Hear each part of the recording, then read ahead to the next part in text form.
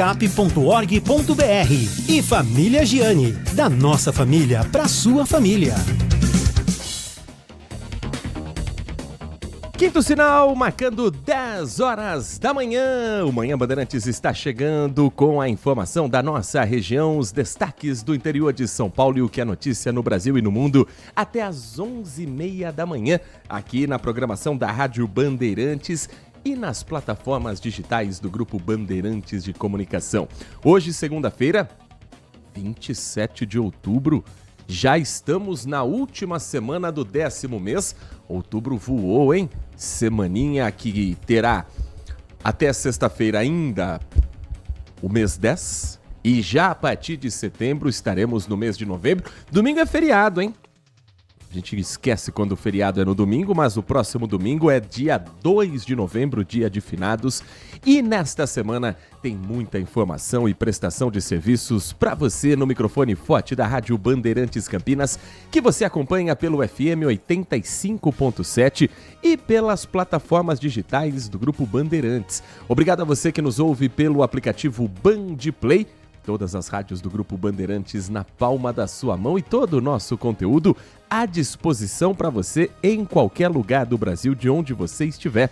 Muito obrigado a você que está conosco pelo portal bandmulti.com.br, o dinamismo do jornalismo digital com a aba ao vivo.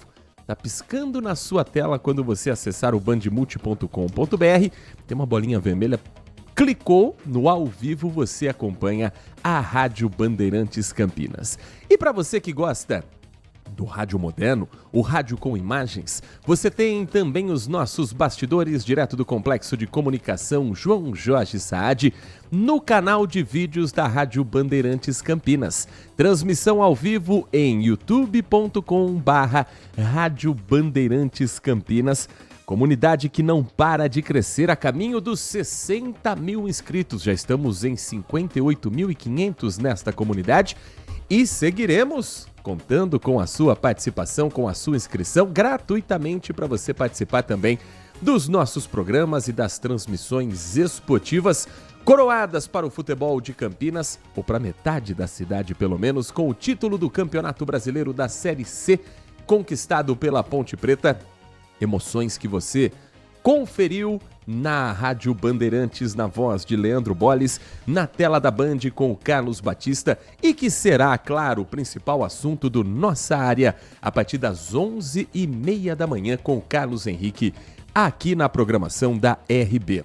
O Manhã Bandeirantes conta com os trabalhos técnicos de Edson Freitas na mesa de som, com o Leandro Lopes na central técnica e com a coordenação do Gil Kleber. Hoje, 27 de outubro de 2025, conto também com você participando do nosso Manhã Bandeirantes pelo WhatsApp liberado a partir de agora. 19 97102 1493. 97102 1493. Esse é o nosso canal de comunicação, um deles. Você é inscrito no nosso canal do YouTube também pode participar com a sua mensagem de texto, mensagens de texto e de áudio pelo 19 97102 1493. Começando com informações para você que nos dá carona pelas ruas, avenidas e estradas que cortam Campinas e o nosso interior paulista. Hoje, inclusive, com um acidente que ainda tem reflexos na Avenida John Boy Dunlop, depois que um carro de passeio atingiu um poste na manhã de hoje, provocando lentidão nesse trecho. Poste que ficou pendurado apenas por um fio. Esse acidente foi registrado na John Boy Dunlop, na altura do Satélite Íris. Dentro do carro estavam um motorista, um passageiro. Eles voltavam de uma lanchonete, o passageiro estava dormindo e o motorista teria também cochilado ao bater o carro. Não teria nenhum outro veículo envolvido naquele momento. Ao perder o controle, se assustar, o carro atinge em cheio o poste pendurado ali na região do Satélite Íris. Isso foi durante a madrugada, mas com reflexos ainda na manhã desta segunda-feira por lá. Um outro acidente que foi registrado na manhã de hoje, também numa avenida importante, foi na Rui Rodrigues, no Jardim Novo Campos Elíseos. Aconteceu o seguinte, Um motociclista foi atingido por um fio que estava baixo na Rui Rodrigues, na altura do Jardim Novo Campos Elíseos, como eu disse. E foi a própria população quem precisou cortar para que não tivesse mais ferimento. Tá tudo bem com o motociclista, o susto foi grande e virou ali uma gambiarra para evitar novos acidentes naquela mesma região. A mensagem do nosso ouvinte também trazendo agora informações para a gente. E você pode também colaborar com a sua mensagem no caminho que você estiver fazendo para o seu trabalho ou na volta para casa pelo nosso 19 97102 1493. E, por exemplo, a gente tem a mensagem aqui do Reginaldo, que está nesse momento dizendo que está na rodovia Dom Pedro I e trânsito um pouco acima do normal do que ele costuma enfrentar neste horário. E, de fato, há um momento agora em que, na saída da Magalhães Teixeira, chegada a Dom Pedro, aquele entroncamento próximo ao trevo da Leroy Merlin, o trânsito está acima do normal.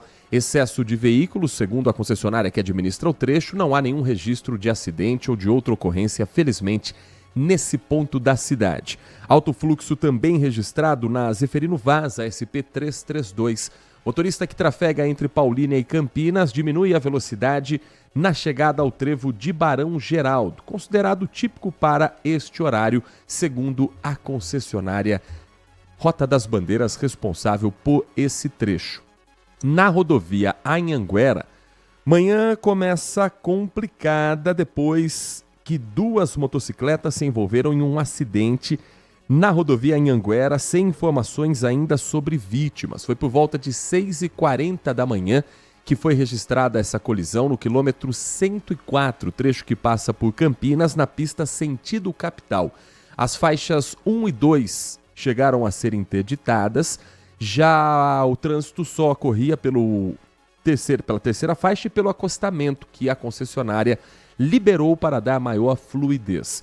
Ainda há um pequeno reflexo no local, embora as motocicletas já estejam colocadas na faixa de acostamento e o trânsito esteja liberado para as 3 faixas de rolamento novamente.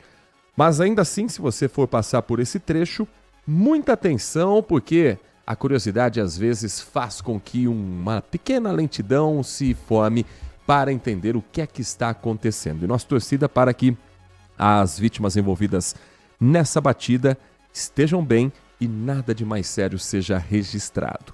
Para a gente fechar as histórias também envolvendo acidentes e violência no trânsito nas últimas horas, um acidente foi registrado na cidade de Americana e um homem de 45 anos ficou em estado grave após o carro que ele dirigia capotar na Avenida Bandeirantes, que fica no Jardim Santana. Ele foi socorrido e levado ao Hospital Municipal Valdemar Tebaldi. Está na UTI em estado grave e recebendo cuidados intensivos. O cruzamento onde aconteceu é com a Rua Carioba e foi necessário interditar por parte da equipe de trânsito da cidade de Americana para que outras colisões não fossem registradas. A previsão é que só seja concluída a obra necessária ali, como a remoção do poste, a substituição do semáforo, hoje à tarde. O poste ele já chegou a ser retirado, mas é preciso colocar um novo equipamento, testar se está tudo funcionando. E isso provoca ainda lentidão para você que está em Americana ou para você que vai à cidade de Americana. Atenção, se for passar pela Avenida Bandeirantes, na Rua Carioba, você tem ainda a obra realizada nesse cruzamento e tomara que nada de mais grave aconteça com o motorista que capotou esse veículo, atingiu um outro carro também naquele momento e que ele receba o quanto antes a alta do hospital. É a nossa torcida, é a nossa corrente também aqui do Manhã Bandeirantes. 10 da manhã e mais 9 minutos. A Polícia Civil intensifica a investigação sobre postos de combustíveis que vendam etanol, álcool, diesel, qualquer que seja o produto batizado. A adulteração é uma das etapas da Operação Fogo na Bomba, que já vem sendo acompanhada de perto também pelo nosso time de jornalismo. A semana fechou com 2 pessoas detidas, caminhão-tanque apreendido e muitos postos sendo vistoriados. A Graziele Geronde é quem acompanha essa nova etapa da investigação policial, conversou com os delegados à frente desse inquérito e conta tudo para você a partir de agora, abrindo a semana com informação na Rádio Bandeirantes Campinas. A Graziele Geronde é quem leva para você. Olá, Heitor. Este é o caminhão que foi apreendido nesta sexta-feira durante a Operação Fogo na Bomba. Só nesta semana já foram 55 mil litros de combustíveis apreendidos durante essa operação que está acontecendo em todas as cidades da região. Hoje, sexta-feira, foram 9 cidades, 7 postos que estavam distribuídos por essas 9 cidades, sendo elas as cidades de Bragança Paulista, Itapira, Itatiba, Paulínia, Valinhos e Vinhedo.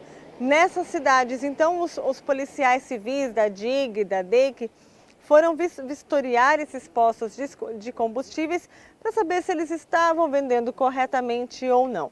Mas olha, todos os postos escolhidos já tinham algum indício de irregularidade.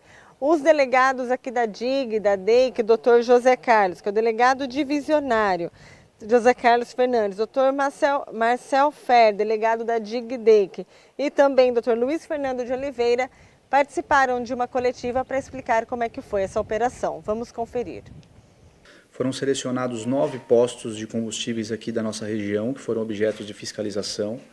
O objetivo era a coleta desse material oriundo das bombas e dos tanques de armazenamento dos postos para fazer essa verificação a respeito da natureza e da qualidade do combustível que era ali comercializado, para identificar a eventual presença de metanol ou ainda desconformidade com os parâmetros que estão estipulados pela ANP.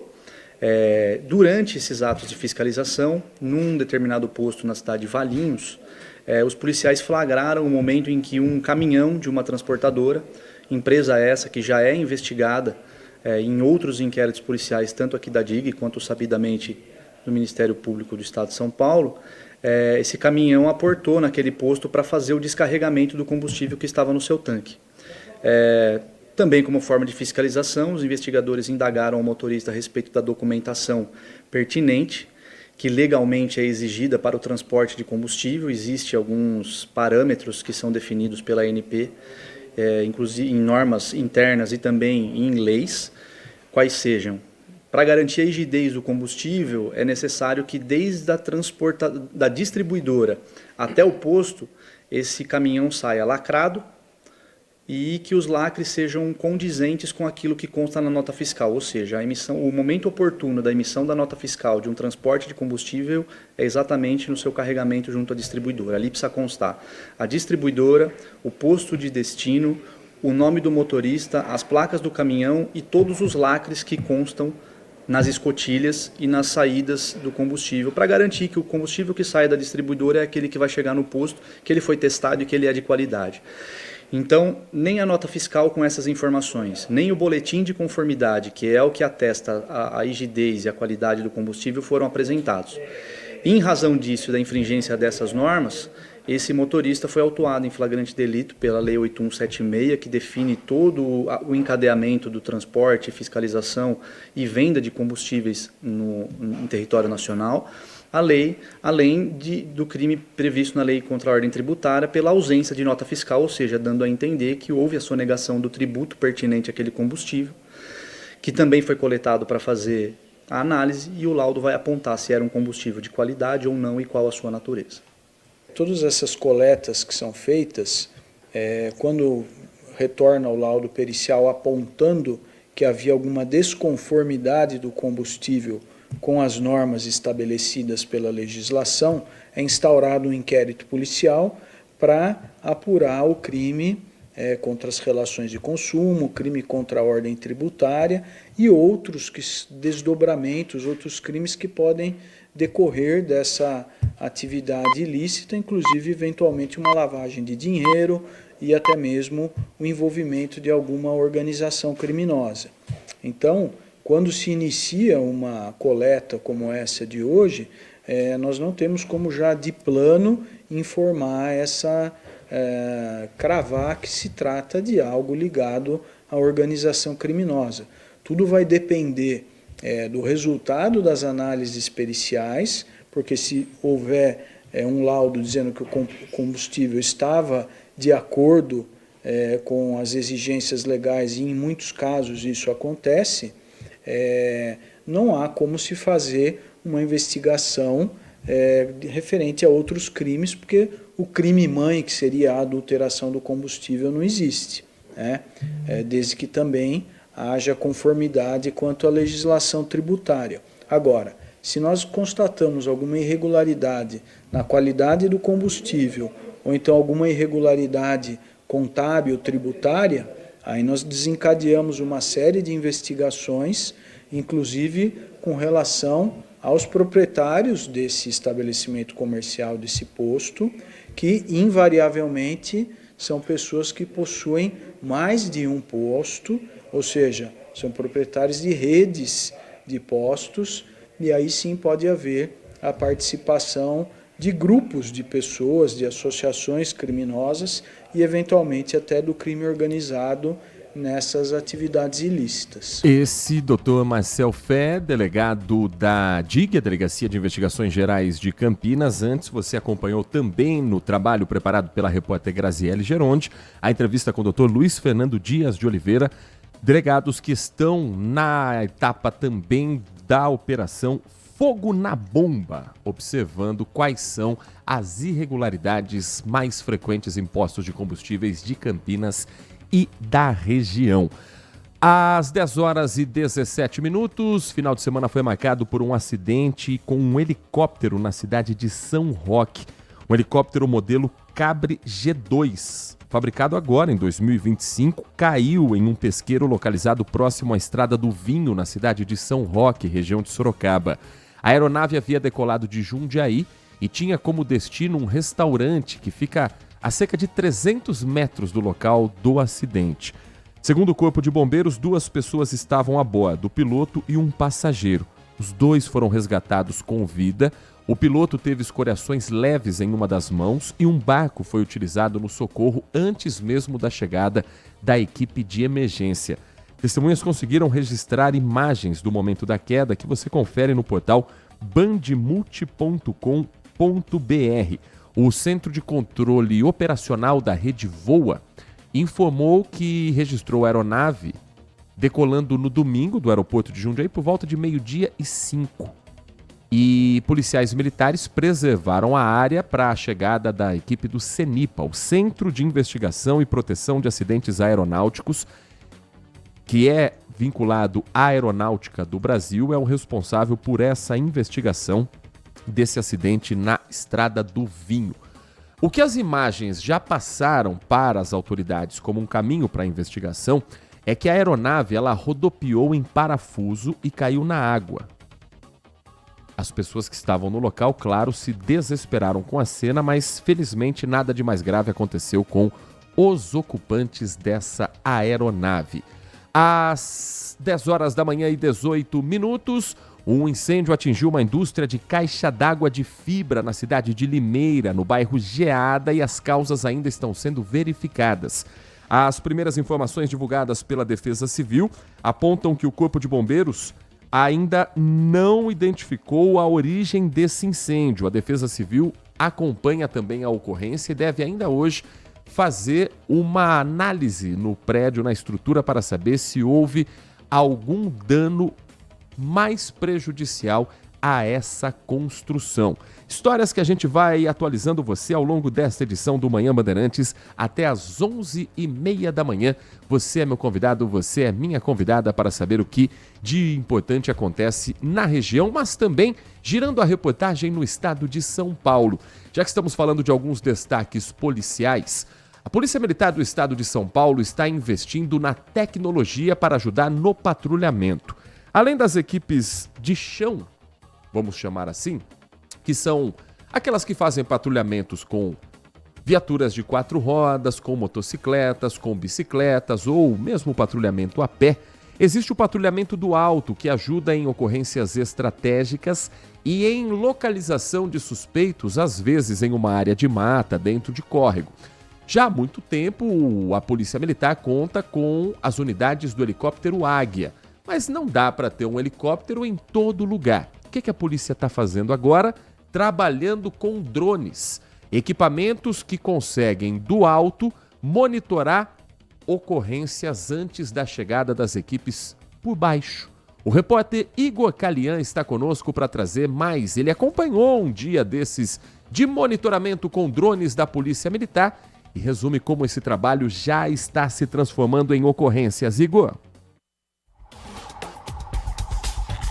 Viaturas nas ruas, cães farejadores e 12 traficantes presos. Um deles foragido da justiça por homicídio. Trabalho realizado em 1h30. 20 drones sobrevoaram simultaneamente 4 regiões da Grande São Paulo: ABC Paulista, Guarulhos, Osasco e cidades do Alto Tietê. Nós decidimos fazer um teste.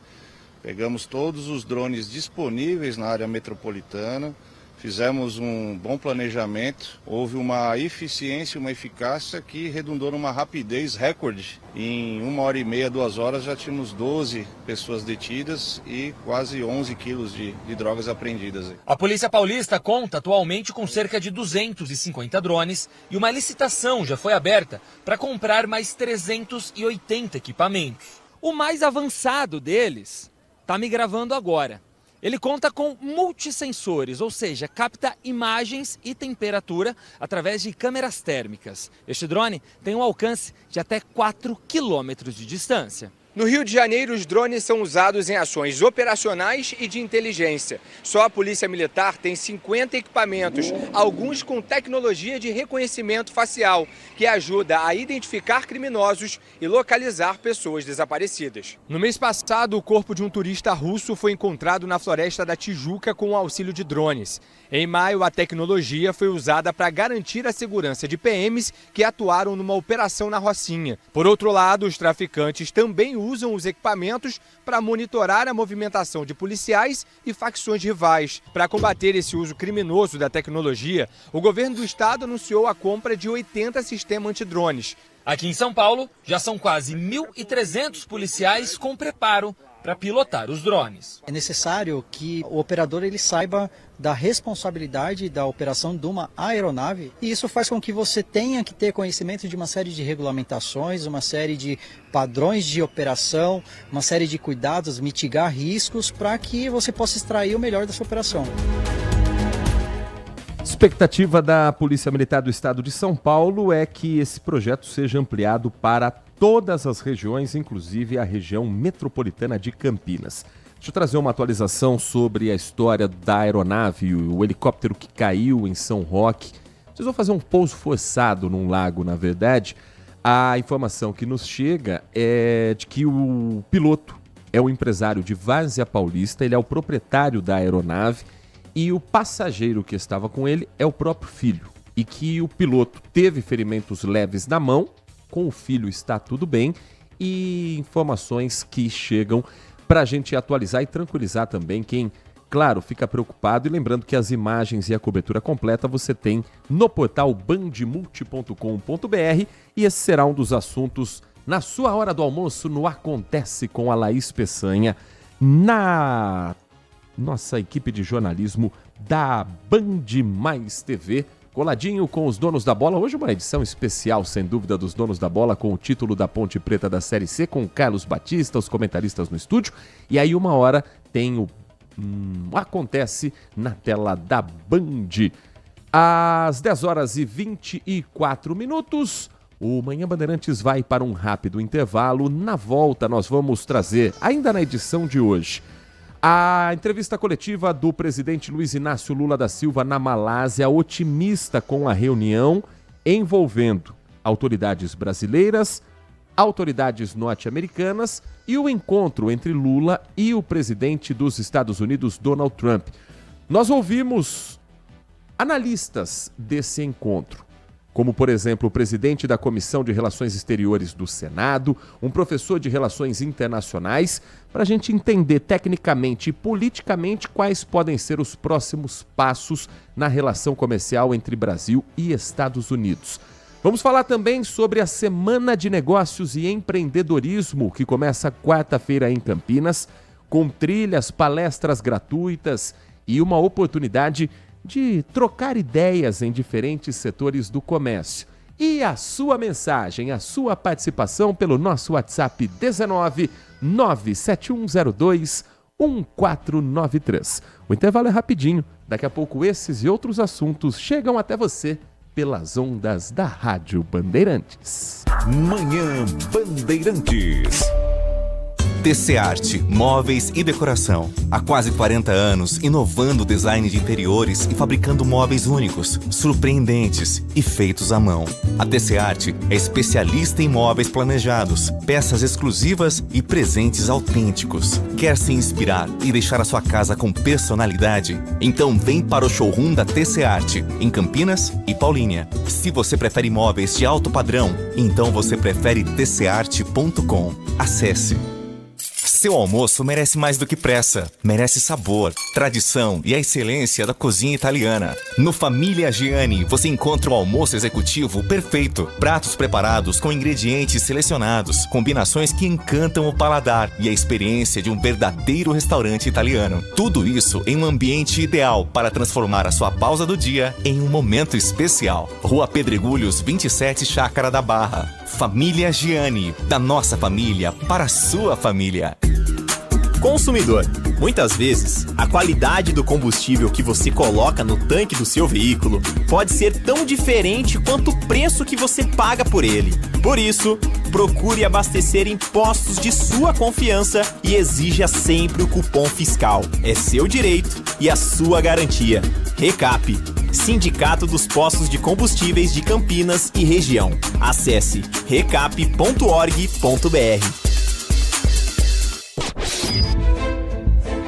Foco em você. É você que nos faz produzir o melhor conteúdo todos os dias. Você, nossa audiência qualificada. Nossa relação com você vem de longe. Ano a ano, a Rádio Bandeirantes é parte da vida de milhares de ouvintes. Várias gerações que escolheram encontrar a informação aqui e continuam decididas. Mais que um hábito de pai para filho, uma história de confiança baseada em valores solidários. É o que somos. Rádio da Família. Valorizamos o direito, o cuidado, a diversidade. Somos e queremos ser relevantes no seu dia. Estamos e buscamos sempre estar presentes onde te interessa. Sempre inquietos e nunca desanimamos. Com responsabilidade e usando toda a tecnologia disponível, trabalhamos para fazer a Bandeirantes diariamente necessária, abrangente, essencial. Somos a Rádio Bandeirantes. Manhã Bandeirantes.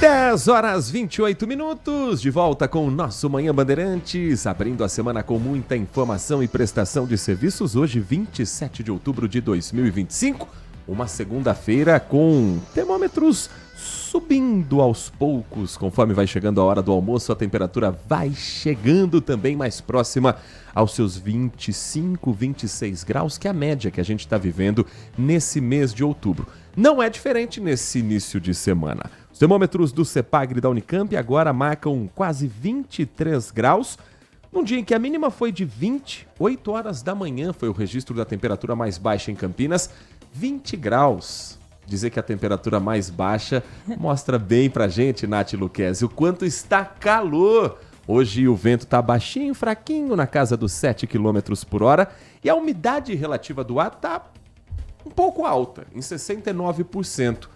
Isso significa que tem chuva nessas nuvens que cobrem parcialmente o sol? Ou eu tô sendo muito otimista? Bom dia, Nath. Bom dia, Heitor. Bom dia aos ouvintes. Pois é, cheirinho de chuva no ar, porque uma nova frente fria avança pelo sul do Brasil hoje, e essa frente fria vai aumentar risco de fortes pancadas de chuvas em parte do sudeste. Então, no decorrer dessa última semana de outubro, novembro já tá batendo na porta. O deslocamento dessa frente fria pela costa da região sudeste vai ajudar a formar áreas de chuvas. Hoje a temperatura segue aí alta, 29 graus de máxima. O sol ainda aparece entre muitas nuvens, mas A partir da tarde, o tempo pode ficar chuvoso, com chuva intermitente durante toda a noite. Amanhã, as temperaturas caem um pouquinho, mínima de 18, máxima de 23 graus. A gente não vai ter essa balança, essa amplitude térmica que tivemos no dia de hoje. E o dia terá sol, com algumas nuvens e chuvas rápidas ao longo do dia e da noite. A má notícia é que a chuva persiste até sexta-feira, quando o tempo volta a firmar, principalmente à noite. Mas é claro que até lá eu atualizo vocês, então, para não passar perrengue, a partir de hoje, levem guarda-chuva, porque vai chover até o final da semana. Agora são 10 horas e 30 minutos e essa é uma semana voltada para o empreendedorismo em Campinas. Durante 3 dias, o Pátio Ferroviário de Campinas vai se tornar o ponto de encontro de empresários que querem trocar ideias, conhecer um pouco mais sobre o mercado, apresentar para quem quer começar a empreender os caminhos das pedras e as dificuldades também para qualquer que seja a sua escolha para o seu setor. Vem aí a 11ª edição da Semana de Negócios e Empreendedorismo. A partir de quarta-feira, uma programação repleta de palestras, trilhas temáticas e serviços gratuitos voltados a empreendedores e profissionais que buscam inovação e capacitação. E o melhor, praticamente todos os eventos, quase todos eles, gratuitamente. Para a gente falar um pouco mais sobre a Semana de Negócios e Empreendedorismo 2025, nossa convidada presente aqui nos estúdios da Rádio Bandeirantes Campinas é a Sara Milani, coordenadora desse que é um evento muito aguardado todos os anos aqui em Campinas. Sara, muito bom dia, é um prazer recebê-la nos nossos estúdios. Bom dia, Heitor, bom dia, Nath, bom dia a todos os nossos ouvintes. É um prazer estar aqui com vocês. E como você disse, Heitor, é uma semana muito importante para o Brasil e para o mundo, porque a gente celebra em outubro o mês do empreendedorismo. Então a gente está trazendo aqui para Campinas, na sua 11ª edição, uma programação voltada para desenvolvimento, dentro de vendas, dentro de marketing, dentro ali de cases de sucesso de empreendedores. Então a gente aguarda ali um público ansioso para saber um pouco mais sobre esse universo, que está curioso para empreender e que quer se capacitar ainda mais.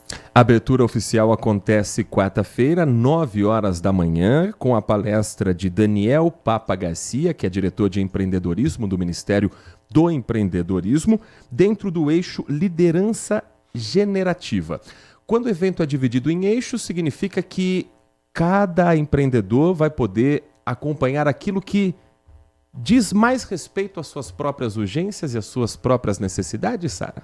É isso mesmo, Heitor. Quando a gente trabalha a curadoria dos eventos, a gente pega o que está tendo de tendência e trazer resoluções que estão acompanhando o que os empresários precisam se desenvolver.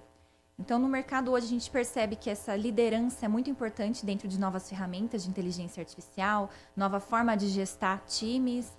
O Ministério do Empreendedorismo traz soluções também dentro de crédito, dentro de programas. A participação deles é extremamente relevante para o momento que a gente está passando a nível Brasil e também a nível Campinas.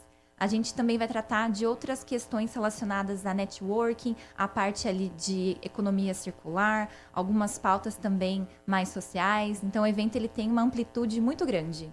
Nath Luquezzi, estamos conversando com a Sara Milani, coordenadora da Semana de Negócios e Empreendedorismo, que começa quarta-feira aqui em Campinas. Bom dia, Sara. E durante o evento vai rolar também a rodada de negócios. O quanto que é importante os empreendedores conversarem um com o outro, rolar esse networking mesmo? Perfeito. A rodada de negócios, Nath, ela é o momento mais aguardado de todos, porque é a oportunidade que os empresários têm de fazer um tete-a-tete, literalmente ali, em um ambiente e uma dinâmica totalmente controlada. Então, como vai funcionar esse dia? Os empresários, a gente sempre sugere que eles levem cartão físico. A gente tem uma dinâmica que vai coordenar o tempo de cada um falar numa mesa de negócios. Eles vão poder se conectar com essas pessoas e, num determinado momento, a gente vai fazer a troca das mesas. E aí que surgem as parcerias, o interesse em fechar vendas. Esse momento é muito importante para os empresários. Uma novidade esse ano, Sara, é a Trilha do Empreendedor, uma série de serviços oferecidos por parceiros como o Sebrae, a ASIC, Associação Comercial e Industrial de Campinas, Unimetrocampo e Banco do Povo. O que é a Trilha do Empreendedor? Vamos lá, Heitor. A gente traz a trilha do empreendedor para trazer as soluções que os empresários e empreendedores precisam para os negócios. Então, o Banco do Povo vai trazer um pouquinho a respeito da parte de crédito, algumas soluções dentro do segmento deles. A Associação Comercial vai estar com um stand do Espaço MEI para algumas consultas, alguns direcionamentos dentro de documentação. O Sebrae vai ter uma palestra voltada para o MEI. Então, eu sou MEI e agora? O que eu faço? Como que é essa parte da documentação? O que enquadra? O que desenquadra? A Unimetrocamp também vai levar uma consultoria, né, de alguns professores e alunos para fazer ali dúvidas que os empreendedores precisam, como se fosse um conselho consultivo. E afinal, liderar nessa nova era que vocês estão usando literalmente mudando o jogo, né? O jogo mudou, agora esses empresários precisam do quê para liderar nessa nova era? Eu acredito que como seres humanos, a nossa habilidade maior, que nenhuma máquina, nenhuma inteligência artificial nesse momento vai superar, é esse olhar de autenticidade das conexões. Então, o novo líder, ele precisa se desenvolver e se adaptar dentro das realidades que a gente está vivendo. Então, ele precisa trabalhar com equipes multissetoriais, ele precisa saber orquestrar as ferramentas, ele precisa liderar de forma ágil, rápida e totalmente flexível, tanto com as pessoas quanto com o meio que a gente está vivendo, que cada vez mais é digital. Na quinta-feira, dia 30, a programação tem como um tema base o código humano. E aí você tem palestras sobre, por exemplo, como usar o neuromarketing para mudar o jogo dos negócios. Você tem ainda a empatia, porque empatia, visão e propósito são a vantagem competitiva que nenhuma tecnologia consegue replicar. Ou seja, além de discutir negócios em si, as relações humanas dentro das empresas, seja qual for o pote, também estará presente na Semana de Negócios e Empreendedorismo, Sara? Sem dúvida. E isso é uma qualidade humana importantíssima para a gente trabalhar e desenvolver. Então, nesse dia, o Código Humano é essa soft skill nossa, né, como seres humanos, que a gente vai trabalhar. Teremos uma palestra de neuromarketing com a Fernanda Albem.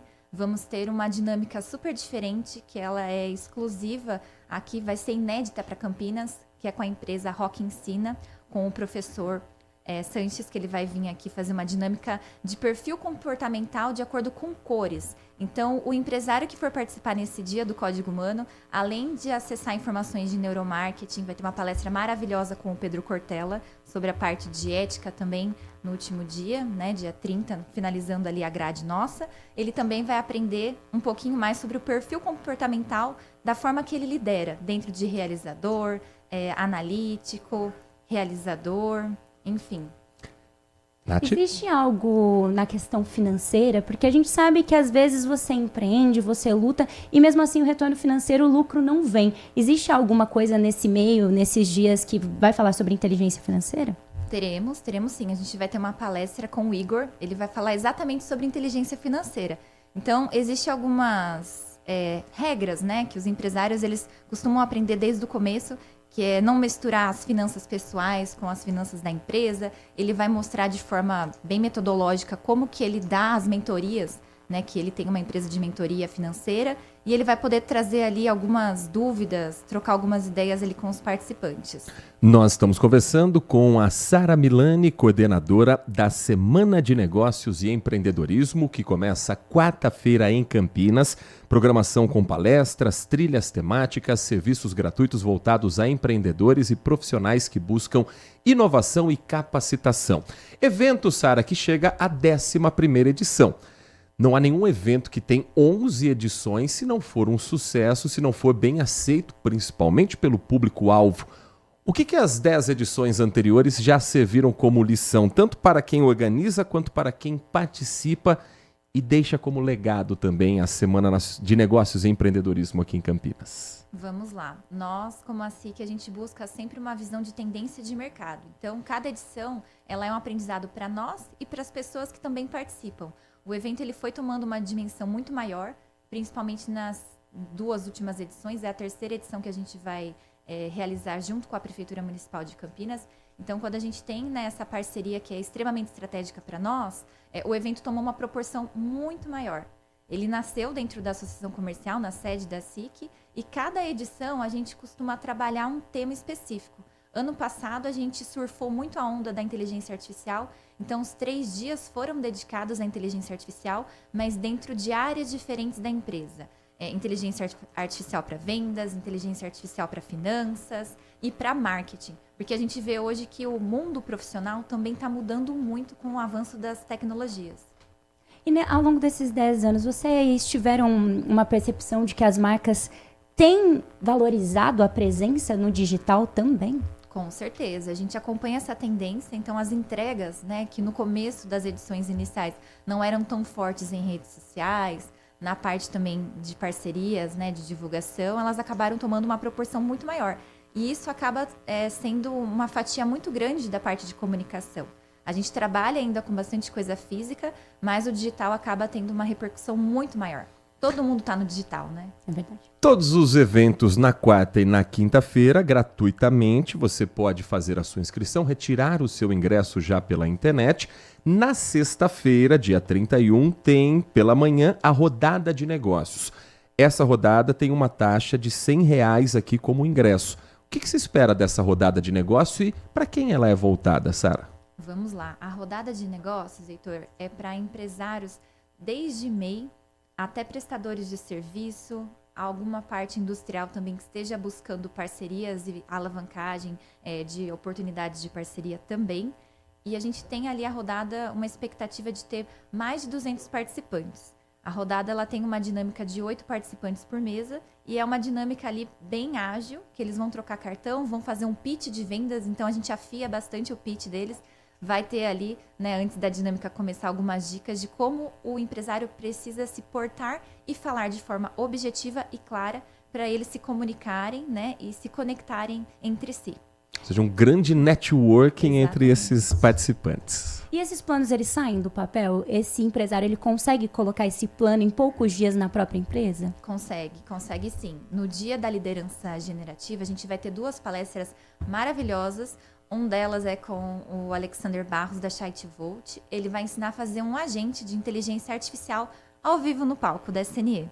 Na sequência, a gente vai ter uma palestra com a Bianca, que também vai falar sobre essa parte de conversas que convertem. Então, o conteúdo, ele está totalmente adaptado à mão na massa. A pessoa não vai ter aquela parte só técnica. Ela vai entender fazendo e já para aplicar. Esse é o intuito da SNE.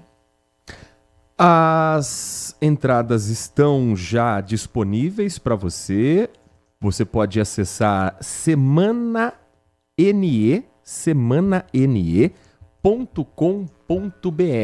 semanane.com.br. Ali você vai ver a página com o logo Mudando o Jogo. O jogo mudou, você está pronto para liderar a nova era e o espaço para fazer a sua inscrição. Quem não conseguir antecipado, Sara, vai ficar dependendo no dia pela demanda, se tiver ainda algum espaço tanto no período da manhã quanto no período da tarde. O ideal é já se antecipar e garantir seu ingresso antes, né? Com certeza, Heitor. A ideia é todo mundo já estar inscrito no evento. O evento, como você disse, é um evento sem custo para participar, na quarta e na quinta. Só que são vagas limitadas, né? A gente tem uma estrutura lá para a gente fornecer para vocês. Então, o ideal é que todo mundo faça a inscrição antes. A gente vai monitorar como que tá essas inscrições. E eu acredito que amanhã, ou mais tardar, na próxima quarta-feira pela manhã, a gente fecha as inscrições. Porque foi um sucesso o evento. Então, não perca tempo se você quiser participar. semanane.com.br. A Semana de Negócios e Empreendedorismo, entre quarta e sexta-feira, a partir das 9 horas da manhã, no prédio do Relógio, que fica no Pátio Ferroviário, na rua Francisco Teodoro, número 1050, na Vila Industrial. Anteriormente, onde eram os eventos?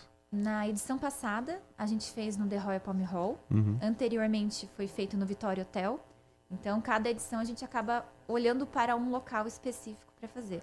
O Pátio Ferroviário é um local mais democrático e mais bem distribuído, digamos assim, né, logisticamente falando. Uma região mais central, ali na Vila Industrial. E, ou seja, quem participou das edições anteriores sempre tem uma sensação de estar num ambiente diferente, com pessoas diferentes, com palestras diferentes.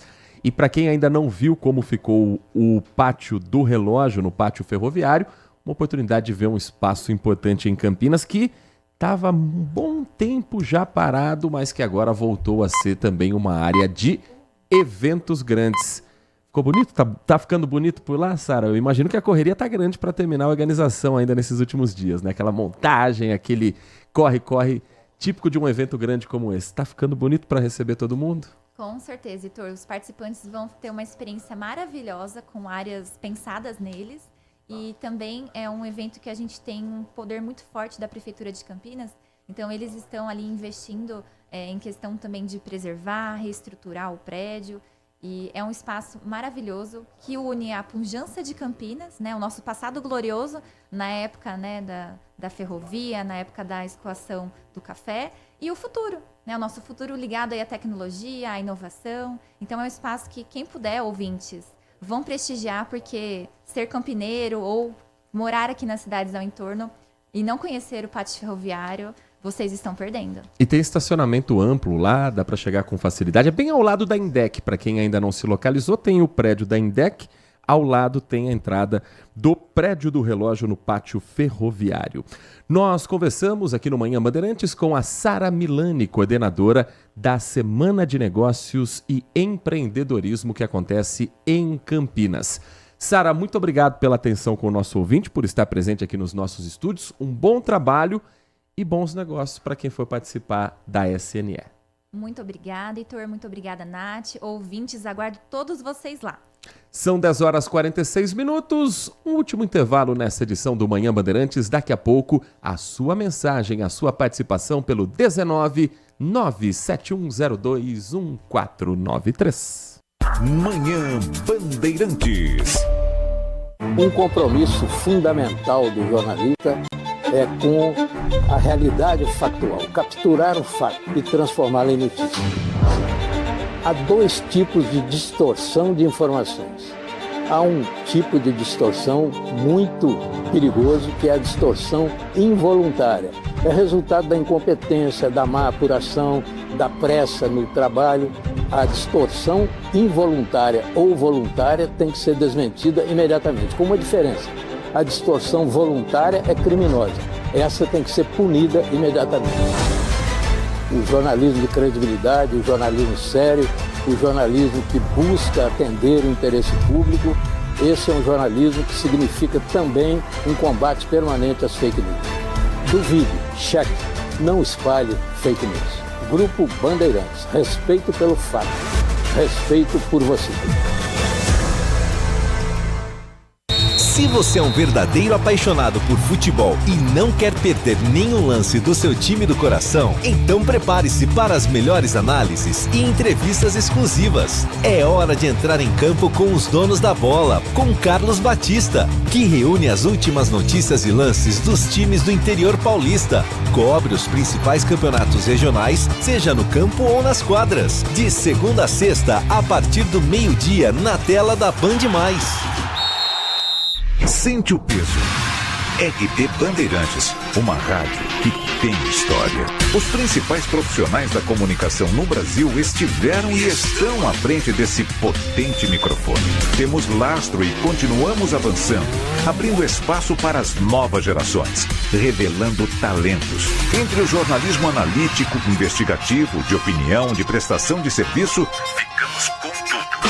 Equilíbrio e precisão ao reportar os fatos. Cobertura esportiva balanceada entre o de boa e o debate. Cobertura jornalística que só pende para um lado, o seu. Sente o peso. No comparativo, a Bandeirantes desequilibra. Manhã Bandeirantes. 10h49, 10h49.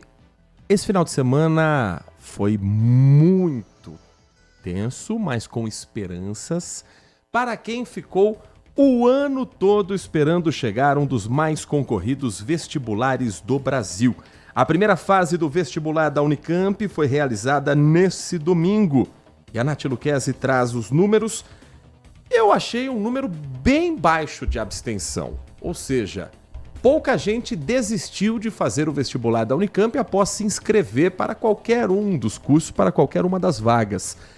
É um vestibular dos mais difíceis, dos mais concorridos, e não foi diferente na busca por uma vaga, agora com algumas novidades de logística. A prova que geralmente era no período da tarde, realizada no período da manhã, e a Nath conta mais sobre o tão aguardado e temido vestibular da Unicamp. Nath. Realizada então em 63 escolas de 37 cidades diferentes aqui da região. Dos 61.698 candidatos inscritos que concorrem a 2.530 vagas em 69 cursos de graduação, 57.716 compareceram. O índice de abstenção, então, foi de 6,4%, o que foi considerado o menor dos últimos 15 anos. No do vestibular 2025, o índice foi de 7,1%, no caso, no ano passado, correspondente ao ano de 2025. Em Campinas, a abstenção foi de 7,7%, em São Paulo, de 5,6%. As cidades com menor percentual de ausentes foram Valinhos, com 3,5%, e São João da Boa Vista, com 3,6% de ausentes. De acordo com o diretor da Comissão Permanente para os Vestibulares da Unicamp, José Alves de Freitas Netos, a mudança de horário da prova para o início da manhã, desde a edição anterior, foi o que contribuiu para essa maior adesão.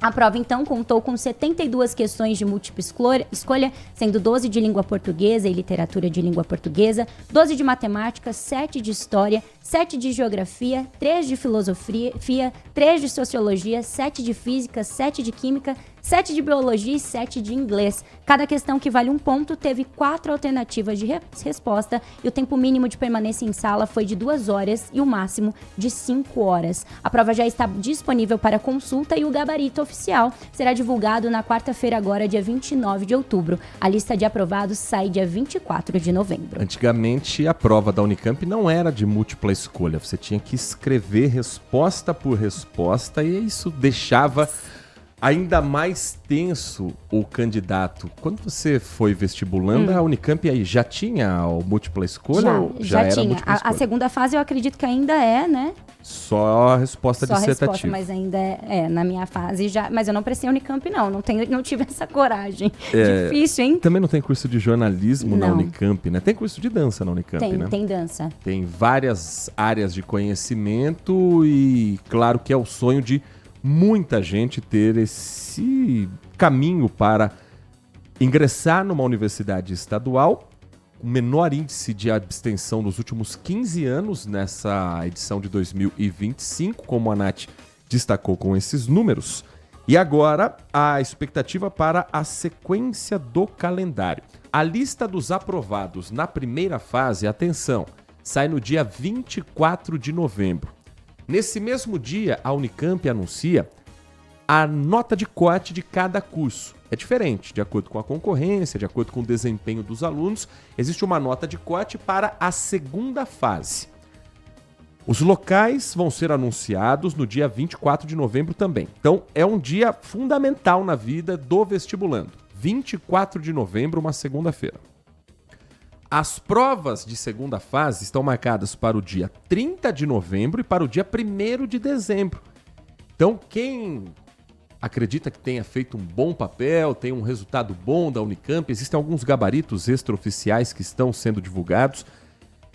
Quem acredita que fez um bom resultado já vai se enfiar com a cabeça nos livros para não perder tempo. Porque se esperar até o dia 24 para saber se passou ou não, aí vai bater aquela insegurança de fazer a prova depois, já no dia 30 de novembro. Então, Unicamp, que por alguns anos também, assim como a USP, jogava para janeiro a segunda fase do vestibular, agora antecipa ainda esse ano, tudo resolvido, tudo decidido. O gabarito oficial, ele já vai estar divulgado em breve, essa é a expectativa da Unicamp. Até amanhã, a Conveste já deve entrar em contato com alguns alunos e o processo para conseguir esse gabarito é através dos próprios canais oficiais da Universidade Estadual de Campinas. Vamos colocar o nosso ouvinte na roda, a participação do nosso ouvinte, alguns assuntos que a gente vai girando com você. Agora são 10 horas e 54 minutos. Mensagem de áudio a gente compartilha aqui na RB. Bom dia a todos, Bom dia. DJ Ale. Heitor Fredo, Oi. eu vou comentar um pouquinho sobre o resultado das pesquisas, né, dessas últimas pesquisas divulgadas aí no programa anterior. Antes, porém, eu gostaria de parabenizar novamente a Nath Lucchesi, a pé quente Nath Lucchesi. Ela falou Foi que- 2-0, novamente ela acertou 50%. Quase, hein? Em 2026, Nath, continue assim, por favor, hein? Foi bom. Mas, comentando agora sobre o resultado das pesquisas, eu não consigo entender porque ainda... Quer dizer, até dá para entender, né, Heitor Fredo? Porque ainda ficam colocando o nome do Bolsonaro como candidato, sabendo que o cara já está preso, ele já está condenado, e não vai ser candidato, sabe? Sabe aquela impressão que a gente tem de remédio vencido, né? Eu tô querendo dizer porque o PT usou essa estratégia lá naquela eleição que o Haddad perdeu pro Bolsonaro, usou essa estratégia. Verdade. E é um cheirinho de remédio vencido, ou seja, a direita deveria se mobilizar em um nome apenas e tentar fazer esse nome frente ao Lula. Mas, ao invés disso, ficam tentando utilizar o remédio vencido. Essa é a minha opinião. Mas quem colocar? Quem? Na minha opinião, é que nem o Mano Brown, né? Essa daí já era. Essa é a minha opinião, tá bom? Um grande abraço a todos, DJ Ale. Muito obrigado, DJ Ale. Ele se refere ao levantamento do Paraná Pesquisas, divulgado mais cedo no jornal Gente, dados que colocam como adversários de Lula, Jair Bolsonaro, Michele Bolsonaro e Tarcísio de Freitas. Eu vou resumir para você que não acompanhou anteriormente. No cenário com a intenção de votos, vamos pensar aqui em segundo turno, vai? Considerando que a gente vive uma eleição extremamente polarizada e não vai ser diferente também na próxima eleição, tendo um cenário de segundo turno entre Lula e Bolsonaro, que hoje não existe nenhuma chance de acontecer, não só pela prisão ainda domiciliar do ex-presidente Bolsonaro, mas pela inelegibilidade que já vem independente do processo que segue no Supremo Tribunal Federal, Bolsonaro está com 41,6% contra 44,9% do presidente Lula. Aqui é um empate técnico na margem de erro entre os dois. Esse é o cenário do que foi a eleição 2022. Até agora não há nenhum indício de que possa se repetir em 2026. Com os candidatos que estão autorizados a disputar as eleições, um segundo turno entre Lula e Michele Bolsonaro, Lula venceria com 44,7% contra 41,6% da ex-primeira-dama, presidente do PL Mulher.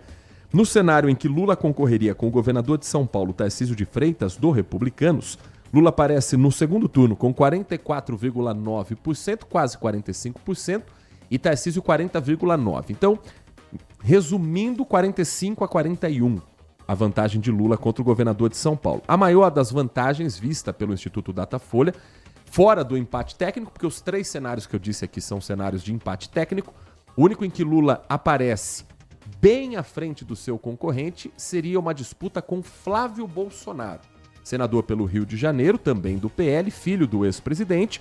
Lula tem 46,7% contra 37% de Flávio Bolsonaro. O nome de Jair Bolsonaro aparece na urna da mesma forma que o de Lula aparecia também nas eleições de 2018, porque o grupo que está por trás do candidato deve repetir aquela estratégia que Lula fez com o Fernando Haddad. Mesmo preso na delegacia da Polícia Federal em Curitiba, no Paraná, Lula foi lançado como candidato à presidência da República no início da campanha. Tanto que quando aconteceu o primeiro debate para a presidência da República, feito na Band, como sempre, o primeiro debate é sempre na Band, não será diferente em 2026, o nome de Lula ainda era o indicado pelo PT como candidato, mesmo sabendo que no limite da Justiça Eleitoral ele teria que ser substituído. Então Lula seria o candidato a presidente, com Fernando Haddad vice. Depois, chegou na data limite, tiraram Lula do jingle, tiraram Lula da candidatura, colocaram Fernando Haddad como candidato e Manuela Dávila, do PCdoB, foi a candidata a vice. Me parece que o PL deve repetir esse caminho, de colocar o nome de Bolsonaro na urna para, o mais próximo possível da eleição, avisar o povo. Bolsonaro não é o candidato, mas ele apoia determinado candidato. Então a gente tem que ficar muito de olho em quem será vice numa possível chapa com o nome do ex-presidente Jair Bolsonaro. Porque o vice, muito provavelmente, vai ser colocado na condição de candidato majoritário. Mensagem que chega do Edson Elias. Bom dia para você, Edson. Uma excelente semana é o desejo do Edson para toda a nossa equipe. Não sei por que não me surpreendi com mais uma fala desastrosa do nosso presidente. Ele se refere àquilo que nós comentamos na sexta-feira. O presidente Lula dizendo do que ele chamou de um ato falho, de uma frase que ele não conseguiu se expressar, mas que certamente vai ficar uma marca na testa e vai ser muito usada na campanha eleitoral do ano que vem. A de que o traficante, ele também é vítima do usuário que vai buscar droga e ele tem que vender. Isso só compromete ainda mais uma imagem que a esquerda tem de dificuldade em lidar com a segurança pública. A imagem que a esquerda historicamente tem é ligada às causas dos direitos humanos e que são tratadas por boa parte da sociedade como proteger bandidos. E aí o presidente Lula, ao falar algo assim, está dando ainda mais munição para os seus adversários, munição que tem que ser usada, porque no jogo da política, se você não quer ser colocado contra a parede, pense muito bem nas palavras antes de usá-las. Presidente Luiz Inácio Lula da Silva, que inclusive participou de um encontro com Donald Trump, o presidente dos Estados Unidos. E hoje, que é aniversário do presidente Lula, Donald Trump fez também um gesto de parabéns ao líder brasileiro, a um dos líderes não apenas do Brasil, mas da América Latina. O Brasil, sendo o país mais importante da América do Sul, sempre tem uma atenção a mais do mundo também. O presidente Lula afirmou nesta segunda-feira que está otimista em relação à suspensão das tarifas impostas ao Brasil pelos Estados Unidos e que em poucos dias os países deverão chegar a um acordo. Vamos ouvir um trecho do que foi falado nesse encontro entre autoridades, com a presença da imprensa brasileira também. O presidente Lula resumiu a reunião e o assunto Jair Bolsonaro esteve em pauta ou não? O presidente Lula é quem responde. Eu, sinceramente, estou muito otimista com a reunião de ontem e acho que nós vamos encontrar uma solução para o tarifaço. Tá? Eu não estou reivindicando nada que não seja justo para o Brasil e tenho do meu lado a verdade mais verdadeira e absoluta do mundo. Os Estados Unidos não têm déficit com o Brasil, que foi a explicação da famosa taxação ao mundo. É que os Estados Unidos só ia taxar os países que ele tinha déficit comercial. Pois eu disse ao presidente Trump que em todo o G20 só tem 3 países que os Estados Unidos é superioritário: Brasil, Reino Unido e Austrália. Então ele sabe que não é verdade que os Estados Unidos têm prejuízo com o Brasil. E eu acho que isso é a base da gente voltar a negociar. A segunda inverdade que ele citou na carta dele, sabe, foi a questão do julgamento do Bolsonaro. Eu disse para ele que o julgamento foi um julgamento muito sério, com provas muito contundentes. Nenhuma prova da oposição, a prova é tudo de relato das pessoas que estão sendo julgadas. Disse para ele a gravidade do que eles tentaram fazer no Brasil. Disse a eles que eles têm um plano para matar a mim, para matar o meu vice-presidente, para matar o presidente Alexandre de Moraes. E eles foram julgados com direito de defesa que eu não tive quando eu fui processado. E que, portanto, sabe, isso não está em questão, isso não está em discussão. Sabe? E ele sabe que rei morto, rei posto. Ele sabe. O Bolsonaro faz parte do passado da política brasileira. Eu ainda disse para ele, com 3 reuniões que você fizer comigo, você vai perceber, sabe, que o Bolsonaro era nada praticamente. Era porque eu não converso em tom pessoal, eu converso em tom político de interesse do meu país.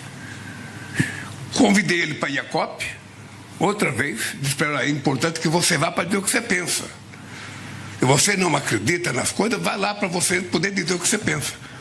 O que não pode é a gente fingir que não tem uma situação climática, sabe? E vamos ver o que é que vai acontecer. Tá? Eu estou muito certo que essa relação, eu digo para todo mundo, a melhor relação que eu tive com os Estados Unidos foi com o Bush. Que na primeira reunião que eu tive com ele, foi me convidar para o Brasil participar da guerra do Iraque. Eu disse para ele que o Brasil não queria guerra, a minha guerra era contra a fome e eu ia vencer a fome no Brasil. E vencemos. Pela segunda vez. Bem, a mesma coisa vai acontecer com o Trump. A gente não se conhecia. E se você se conhece por pessoas que falam, sabe, é mais difícil. Você tem que sentir, você tem que pegar na mão, você tem que conversar, tem que olhar. Tem que ver o procedimento da pessoa, o comportamento, a reação da pessoa. Sabe? E eu acho, sinceramente, que rolou muita sinceridade na nossa relação. Eu não tenho nenhum problema de dizer que é bem possível que vocês fiquem surpresos com a afinidade da relação entre o Estado americano e o Estado brasileiro.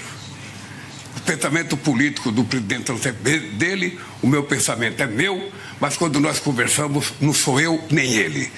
São os chefes de 2 estados democráticos do Ocidente que estão conversando.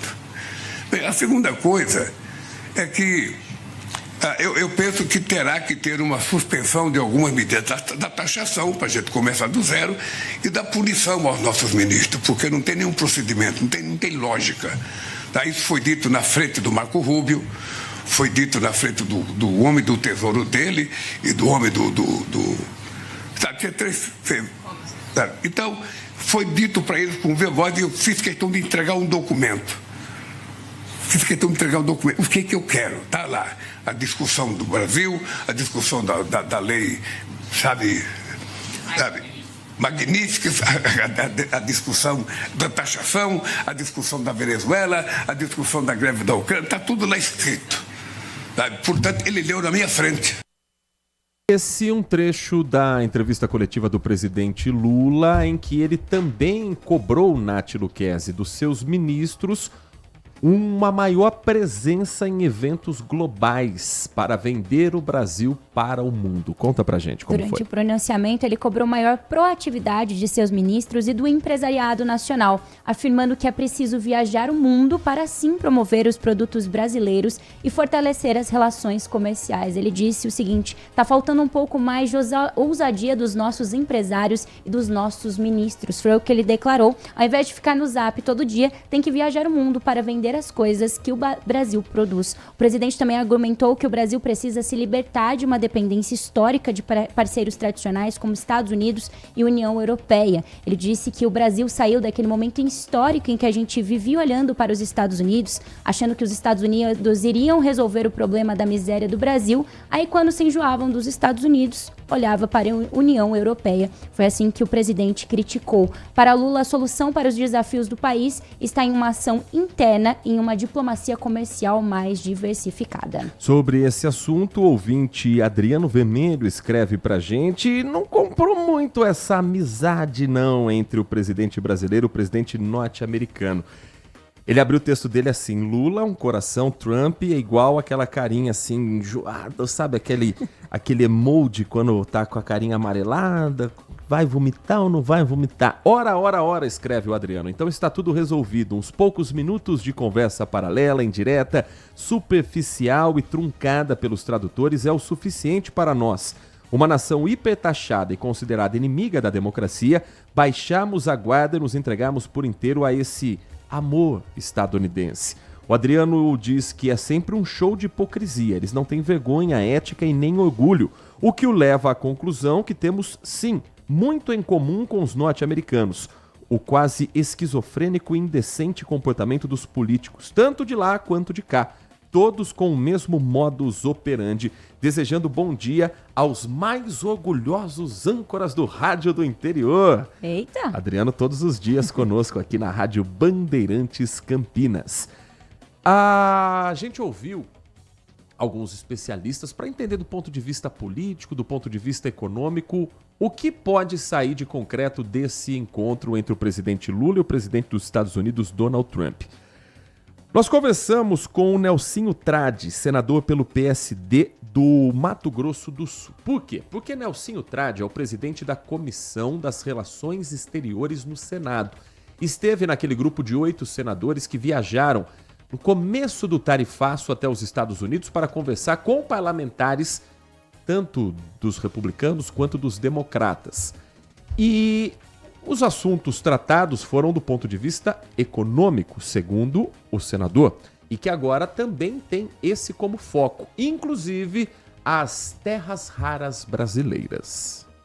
Pelo que vocês passaram e pelo que a gente observou da imprensa, das notícias que chegaram do outro lado do mundo aqui para nós, o pano de fundo e o foco principal foi econômico. A partir do momento que você vai esgotando determinados assuntos que estão sendo colocados na ordem de prioridade, você vai se entrosando mais. E aí, se vier tema mais polêmico, seria muito mais oportuno e mais fácil, não quero dizer que é fácil, mas seria você poder se entender em temas mais complexos e temas mais assim sensíveis, como é esse caso da questão política envolvendo o ex-presidente Bolsonaro, das caças às bruxas, dos vistos que foram cancelados de autoridades brasileiras, da lei imposta em cima de ministro do Supremo Tribunal Federal. Ou seja, não dá para você querer, nesse primeiro momento, misturar tudo isso aí. Já está difícil você organizar setor por setor na área econômica. Imagina se vai tudo de uma vez só na mesa. Fica praticamente impossível de você estabelecer um caminho razoável de acordo e de entendimento. Mas a partir do momento que isso vai evoluindo, você vai pegando confiança, você vai gerando confiança, e essas situações poderão ser, de forma muito sensata, muito madura, colocada à mesa para poder ver se há algum entendimento entre as partes. A gente criou, no âmbito do Senado, a Frente Parlamentar das Terras Raras, dos Minerais Raros, justamente para poder criar um corpo legislativo no sentido de proteger a soberania nacional, no sentido de proteger aquilo que é nosso, de uma forma assim bastante evidente, não sair por aí leiloando as nossas riquezas. Eu entendo que isso é algo que precisa ser encarado assim de uma forma muito madura, muito tranquila. Eu sei, porque eu tenho conversado com o ministro de Minas e Energia e com membros do Executivo, que o governo também está tabulando um comitê no sentido de acompanhar isso de perto. O Legislativo vai também fazer parte disso, porque a gente quer acompanhar isso assim, para e passo, porque se isso é realmente como os interesses internacionais estão pintando, uma riqueza fora do comum, a gente precisa cuidar bem disso, porque, na verdade, ela é do povo brasileiro, não é desse ou daquele governo. E, para isso, a gente está lá para manter uma ação fiscalizatória e vigilante no sentido de manter a nossa soberania e manter as nossas riquezas sob a proteção dos brasileiros. Esse Nelsinho Trade, senador do PSD do Mato Grosso do Sul, presidente da Comissão de Relações Exteriores do Senado. Então é uma análise de um político do Centrão, que esteve à frente também das negociações. E a análise de quem observa por fora? Conversamos também com João Alfredo Neigaray, professor de Relações... Calma, João, a gente já vai te chamar. João Alfredo Neigaray é professor de Relações Internacionais da PUC e ele analisa o encontro entre o presidente Lula e o presidente Donald Trump e a própria fala do senador Nelsinho Trade sobre como o Brasil deve lidar com as suas terras raras. Me parece que só do encontro ter ocorrido ele já foi positivo por si só. Há alguns meses, esse tipo de encontro seria completamente inconcebível, haja vista que até pouco tempo atrás a Casa Branca e Washington não tinham canais diretos de conversa. O fato de ambos os presidentes terem sentado e terem podido dialogar mostra que Washington está realmente disposto a ter um canal mais aberto com Brasília. Isso é extremamente importante, uma vez que os Estados Unidos são superavitários em relação ao comércio internacional com o Brasil. Agora, daqui para frente é muito difícil dizer, ou seria muito difícil acreditar, que qualquer grande avanço teria vindo de um encontro de 50 minutos. Eu assisti a entrevista do senador, presidente da Comissão de Relações Internacionais do Senado, e é interessante o senador comentar como nós temos terras raras, como esse é um dos itens que está que é muito necessário no mundo moderno de hoje, porque afinal de contas acaba compondo condutores, semicondutores, itens de primeiríssima tecnologia, só que na mesma medida em que o senador e o legislativo de forma geral comentam que essa é uma riqueza nossa, me parece que eles se esquecem que nós não refinamos isso, porque nós não temos nem tecnologia e nem marcos regulatórios, ou seja, o Brasil acabaria exportando simplesmente terra bruta, o que é algo completamente de baixo valor. É interessante a gente notar também que o que sai do encontro na Malásia são os potenciais grupos de trabalho. Os Estados Unidos, uma vez que são superavitários no comércio conosco, eles acabam tendo uma necessidade bastante grande de itens como as carnes, como madeiras, como itens relativos ao etanol, ao setor de construção civil, enfim. Em todo esse tabuleiro de interesses, Trump precisaria comunicar uma vitória doméstica em troca de alívio por contrapartidas verificáveis. E, do outro lado, o presidente Lula da Silva conseguiu descontaminar um pouco a pauta, abrindo trilhos setoriais e tirando da conversa questões políticas, como, por exemplo, o ex-presidente Jair Bolsonaro. Daqui para frente, a gente tem que analisar a fase 1, a fase procedimental, né, que envolve a instalação de grupos de trabalho para a continuidade dessas negociações, lembrando, mais uma vez, que o Brasil compra muito mais dos Estados Unidos do que vende para lá. O professor João Alfredo Negaray, professor de Relações Internacionais da PUC, analisando, portanto, o que até agora foi divulgado publicamente do encontro entre o presidente Lula e o presidente dos Estados Unidos, Donald Trump. E a oposição ao governo Lula, Nath Luquezzi, como é que reagiu após um fim de semana com fotos, sorrisos e promessas de novos encontros? O líder do PL na Câmara e deputado federal Sóstenes Cavalcante comentou o encontro entre Lula e Donald Trump que aconteceu no último domingo. Para o líder da oposição, o encontro dos presidentes provou que a culpa do tarifaço não foi de Eduardo Bolsonaro, mas sim de Lula. Ele disse o seguinte: fica provado que o tarifaço nunca foi culpa do Eduardo Bolsonaro e sim do Lula. Acho sensacional o encontro. Cai por terra mais uma narrativa da esquerda, do governo e de grande parte da imprensa. Foi o que ele disse com o jornalismo da Band. O presidente dos Estados Unidos, Donald Trump, disse que sente muito pela condenação de Jair Bolsonaro por golpe de Estado. Ele foi questionado sobre o aliado durante o encontro com o presidente brasileiro. Porém, durante a reunião, a situação do ex-presidente do Brasil não foi colocada em pauta. O deputado federal Eduardo Bolsonaro se manifestou após a reunião entre os presidentes Lula e Donald Trump e disse o seguinte: ele publicou um vídeo nas redes sociais de um trecho do encontro em que Trump elogia o ex-presidente Jair Bolsonaro. Em entrevista a jornalistas antes da reunião, Trump foi questionado e disse: eu sempre gostei dele, falando do Bolsonaro. Me sinto muito mal sobre o que ocorreu com ele. Sempre pensei que ele era um cara direito, mas ele tem passado por várias coisas. Eduardo afirmou que o presidente brasileiro ficou incomodado com a situação e escreveu o seguinte: Lula encontra Trump e na mesa um assunto que claramente incomoda o ex-presidiário, Bolsonaro. Imagine o que foi tratado a portas fechadas. Dá uma sensação aqui, um pitacozinho nessa história também, porque é interessante como os papéis parecem se inverterem, né? Donald Trump, que era o inimigo público número 1 do Brasil para a esquerda, de repente se torna um cara para se andar de braços dados. E para a oposição, que batia no peito e dizia que, olha, é a gente que está fazendo e movimentando o governo norte-americano, agora não, a gente não tinha nada a ver com isso, a culpa do tarifaço era do presidente Lula. Ou seja, Donald Trump vai virar comunista para alguns dos bolsonaristas mais radicais? Vai virar um aliado para aqueles que o chamavam de fascista até então?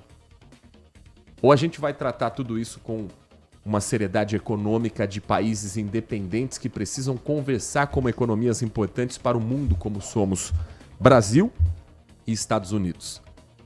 Sabendo do nosso tamanho em relação a esse parceiro comercial, sabendo das nossas necessidades econômicas, mas sabendo que a gente também não é peixe pequeno, não. Sabendo que eles também estão negociando porque eles estão sofrendo com os produtos caros que não estão chegando por lá. Sabendo que essa relação ela era muito mais vantajosa para eles nos últimos anos do que para a gente, mas que a gente não pode abrir mão dela. Vai virar um jogo de esse aqui é meu amigo, esse aqui é amigo seu? Para saber quem é que vai colocar Donald Trump no horário eleitoral do ano que vem? Não pode se tornar isso uma relação entre países. Isso tem que ser tratado como negociações de Estado. A questão política tem que deixar para o ano que vem. Mas o sentimento é de que Eduardo Bolsonaro está completamente perdido, porque toda a narrativa que ele construiu de tem um amigo mais forte do que eu, agora cai por terra. O presidente Lula, que voltaria para o Brasil apenas com uma pauta positiva, conseguiu meter os pés pelas mãos quando soltou uma frase patética a respeito de traficantes e vai ter que pagar esse preço durante o próximo processo eleitoral. E Donald Trump no meio do caminho é aquele jogo da batata quente, que um queria passar para o outro, um queria jogar na mão do outro, e agora ninguém sabe mais se o Trump é amigo do Brasil, se é amigo do Lula, se ele é amigo do Bolsonaro, se o Eduardo é aliado ou não, porque ao invés de se discutir o que realmente é o papel do Brasil nessa relação comercial, Eduardo Bolsonaro chamou a briga para seu entendimento pessoal. Ele quis trazer os louros de uma possível vitória pela lei Magnitsky, pelas taxações, para ele. Agora que não caiu nada por terra ainda. Tudo que Trump anunciou continua valendo. Mas agora que está com cara de que as coisas vão voltar à normalidade, a oposição quer dizer que Eduardo não tem nada a ver com isso? Aí não, né? Aí é chamar o brasileiro de trouxa definitivamente. 11h21. Tem mais mensagem de áudio? Nosso ouvinte participa aqui do nosso Manhã Bandeirantes nessa reta final da edição desta segunda-feira, 27 de outubro de 2025. Heitor, bom dia, Heitor, tudo bem? Tudo bom? Meu caro, Edivalmir Massa. por essas e outras, é que o povo que fica atrás de político A e político B, eu considero como todos uns tontos. Eu nunca ganhei dinheiro com político, com politicagem, bando de... também para chamar de picareta, porque é uma ferramenta tão nobre numa obra. Mas não vale a pena. Ninguém está interessado no povo, o Heitor, pelo amor de Deus. Ninguém. Entendeu? O povo é que é tonto e fica atrás de político. Edivalmir Massa participando conosco com mensagem de áudio nesta edição do Manhã Bandeirantes. As últimas participações aqui também do nosso Giro da Notícia. Deixa eu agradecer a muitas mensagens que estão chegando sobre os mais variados assuntos. A participação do Edmilson, final do telefone 9884, falando também sobre Donald Trump. Não é amigo de ninguém, Heitor. Já provou isso. Muito cuidado para o povo brasileiro.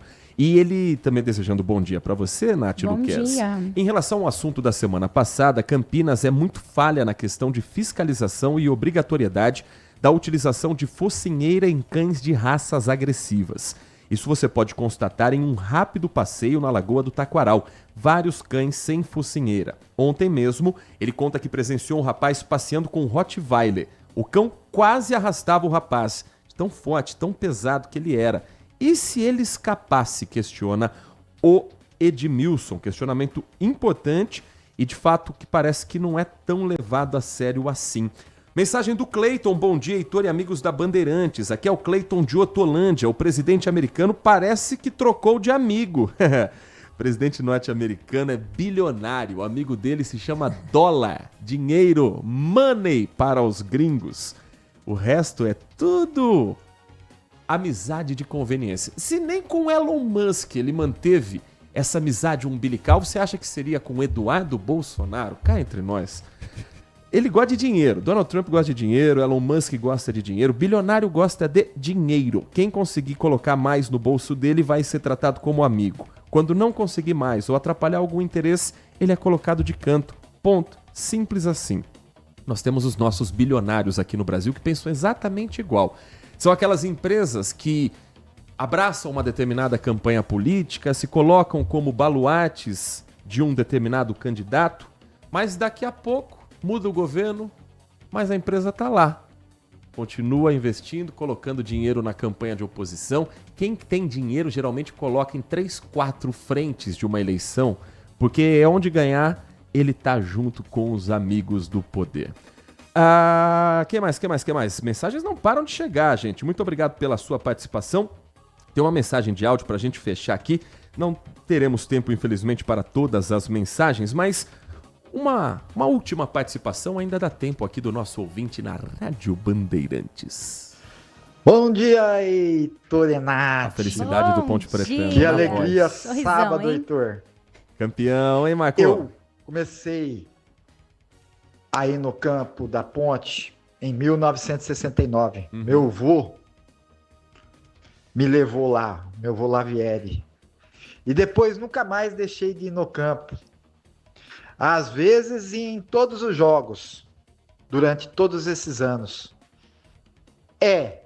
E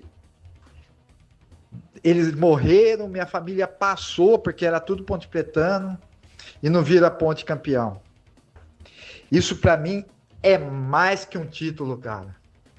Você não imagina o jeito que foi esse campeonato. Esse campeonato para nós, Ponte Pretano, é como se fosse uma Champions League. Como se fosse um campeonato mundial. É isso que eu sinto. E agradeço ao meu avô por ele ter me levado lá. Por eu amar tanto esse time. Às vezes mais que eu mesmo. É isso aí, Heitor. Parabéns, Marco. A macacada em festa.